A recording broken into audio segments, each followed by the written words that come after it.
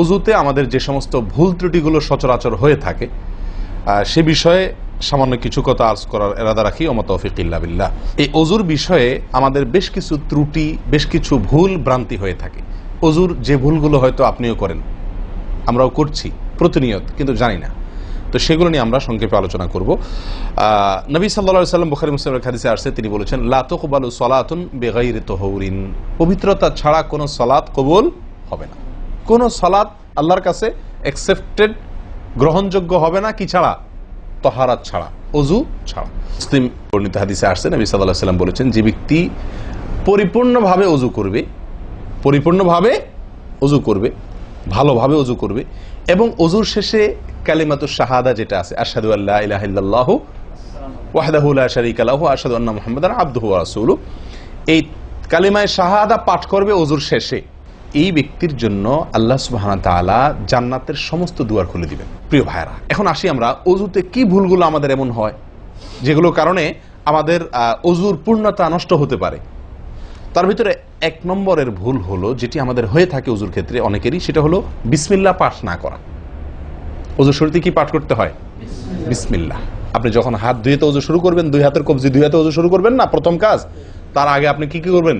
বিসমিল্লাহ। বিসমিল্লাহ বলে হাত ধুয়ে তারপর অজু শুরু করবেন। বহু লোক আছি আমরা, অজুখানায় ওই গল্প করতেছি, আড্ডা মারতেছি, কথাবার্তা বলতেছি, এই বলতে বলতে অজু শুরু করে দিছি। তাহলে বিসমিল্লাহ কখন পড়তেছি?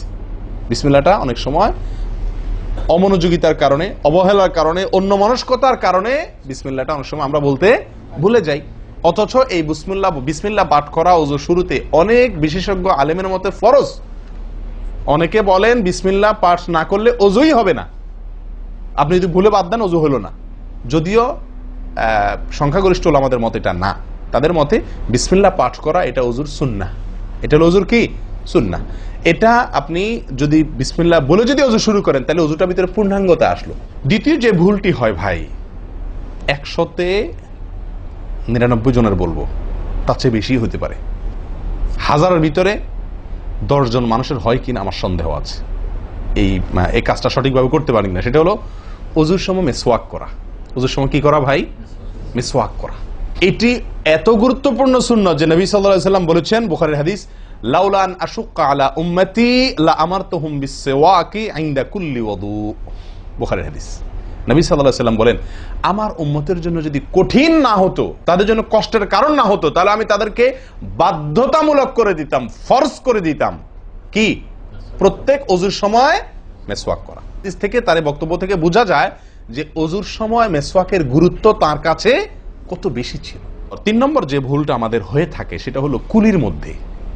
দেখেন, প্রত্যেকটা কাজেই কিন্তু আমি একটা একটা করে আপনার দেখাচ্ছি অজুর প্রত্যেকটা কাজে আমাদের ত্রুটিগুলো হয় কিভাবে। দেখেন, কুলির সময় ভুল হয়। কি ভুল হয়? কুলিটা যেভাবে করার কথা সেভাবে আমরা করি না।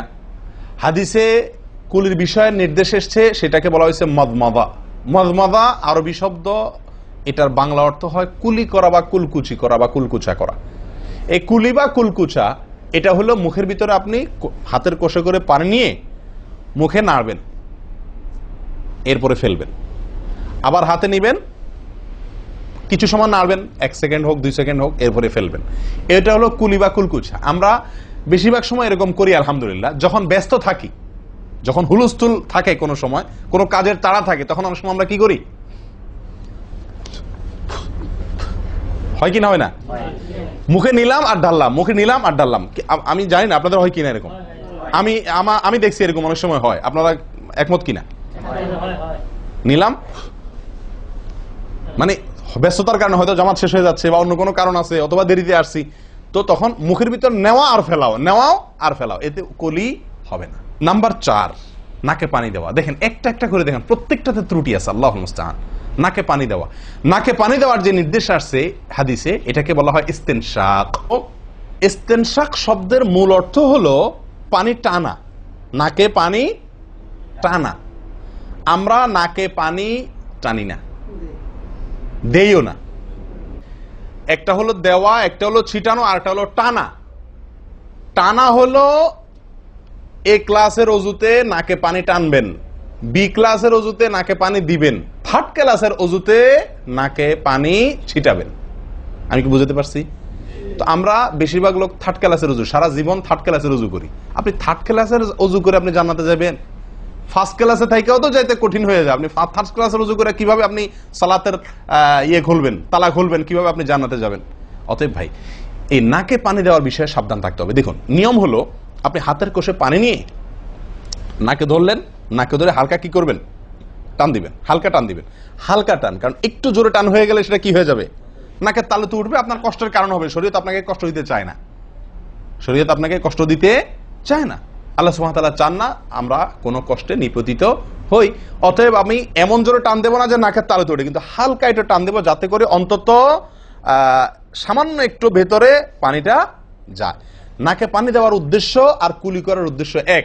নাকে পানি দেওয়ার উদ্দেশ্য হলো নাকের ভেতরের যে ময়লাগুলা, ধারে কাছে যে ময়লাগুলো আছে, এগুলো যেন পরিষ্কার হয়ে যায়। আল্লাহর দরবারে দাঁড়াবো পরিচ্ছন্ন হয়ে, পবিত্র হয়ে। হ্যাঁ, এই জন্য নাকে পানি দেওয়ার নির্দেশ আছে। এখন আপনি যদি নাকে পানি কোষ নিয়ে ধরে একটু হালকা টান দেন, তাহলে ভিতরে কিছুটা পানি যাবে কি যাবে না? এটা আপনাকে করতে হবে। নাম্বার 2, এটা যদি আপনি করতে কষ্ট হয়, টান দিলে, আপনি আস্তে টান দিলেও উপরে উঠে যায়, তো দরকার নেই। তাহলে আপনি কি করেন? নাকে পানি দেন। নাকে পানি কিভাবে দিবেন? নাকটাকে অন্তত পানির মধ্যে কি করে রাখেন? চুবাই রাখেন, 1 সেকেন্ড চুবাই রাখেন। কিছু দূর পানি যাবে কিনা আমি কি বুঝাতে পারছি? আমরা অনেকে বিশেষ করে আমি দেখছি ওযু করার সময় নাকে পানি ছিটান। কিভাবে পানি ছিটান? ওই যে কষে করে পানি নিয়ে, লক্ষ্য করছেন আপনারা? এভাবে নিয়ে এরকম মারে পানিটা, এরকম মারলে সেটা কি হলো? ছিটানো হলো। হাদিসে যে ইস্তেনশাকের কথা বলা হয়েছে সেটা হলো না। আপনি সারা জীবন ওযু করলেন, অথচ আপনার কখনো নাকে পানি দেওয়ার সুন্নাহটি আদায় হলো না। সারা জীবন, আজীবন আপনার ওযুটি হয়ে গেল সুন্নাহ ছাড়া। আরেকটি ভুল ভাই, নাকে পানি দেওয়া একটা আমল, নাক ঝাড়া আরেকটা আমল। নাকে পানি দেওয়া এটা একটা নির্দেশ, আর নাক ঝাড়া আরেকটা নির্দেশ। আমি কি বুঝাতে পারছি? কুলি করা একটা আমল, হাত ধোয়া একটা আমল, হাতের কবজি পর্যন্ত 2 হাতের বিসমিল্লাহ বলা, তারপর তো এটা আছেই। এরপরে মেসওয়াক করা একটা আমল, কুলি করা আরেকটা সুন্নাহ, কুলির পরে নাকে পানি দেওয়া বা নাক দিয়া পানি টানা আরেকটা আমল, এরপরে নাক ঝাড়া আরেকটা আমল।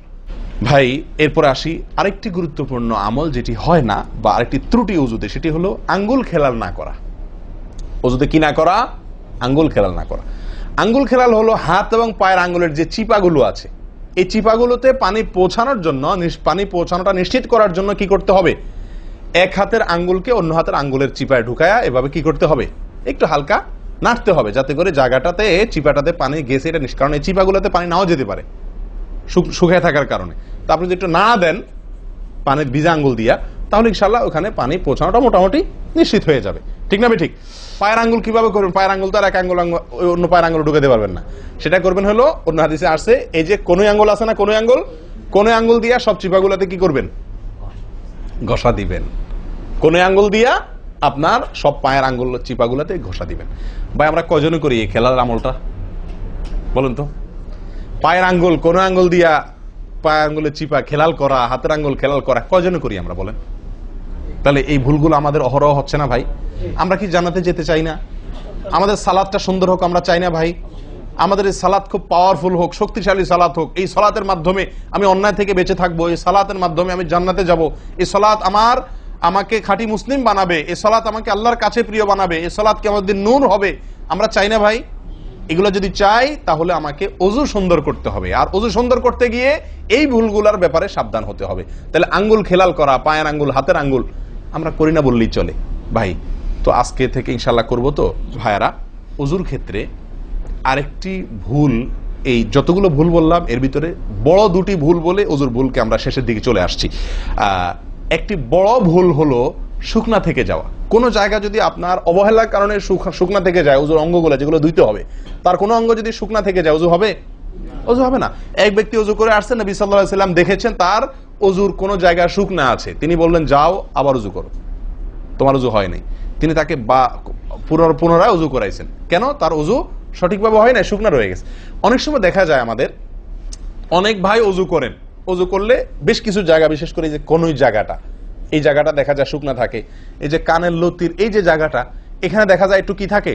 শুকনা থাকে। কপালের দিকে দেখা যায় শুকনা থাকে। এই জায়গাগুলো অনেক সময় দেখা যায়, বহু লোককে দেখা যায় ওযু করে আসছে, এখানে শুকনা, এখানে শুকনা, পায়ের গোড়ালি, গিরা, এই জায়গাগুলোতে শুকনা। কারণ হলো ওই যে অবহেলা করে অজু করছে, কোন রকম অজু করছে, অজুটা যেভাবে করা দরকার সেভাবে করে নাই। ভাই এই জিনিসটা আপনার লক্ষ্য করা দরকার কি দরকার না? অজুই হবে না। এই যে ভুলগুলো বললাম এগুলা হলে আপনার অজু হয়ে যাবে, কাগজে কলমে অজু হয়ে যাবে। কিন্তু এখনকার যে ভুলটা বললাম, যদি শুকনা না থাইকা যা আল্লাহ মাফ করেন, তাহলে কাগজে কলমে অজু হবে না, কাগজে কলমেও কি হবে না? অজু হবে না। এত জঘন্য। সাবধান থাকার দরকার কি দরকার না?